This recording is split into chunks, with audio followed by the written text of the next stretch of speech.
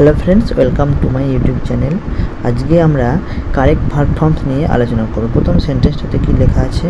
Mother dash sweeps অথবা sweep the house. যেহেতু mother third person singular, তাই এখানে সুইপস দ্য হাউস হবে।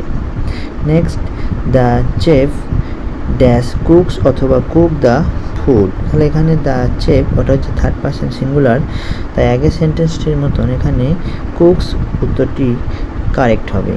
তাহলে the chef cooks the food.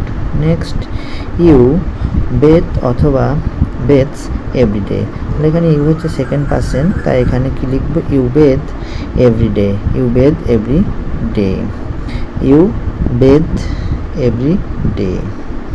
Next, we dash walk অথবা walks to school every morning. তাহলে এখানে উইটা হচ্ছে গিয়ে ফার্স্ট পারসন প্লুরাল, তাই এখানে আমরা কি লিখব?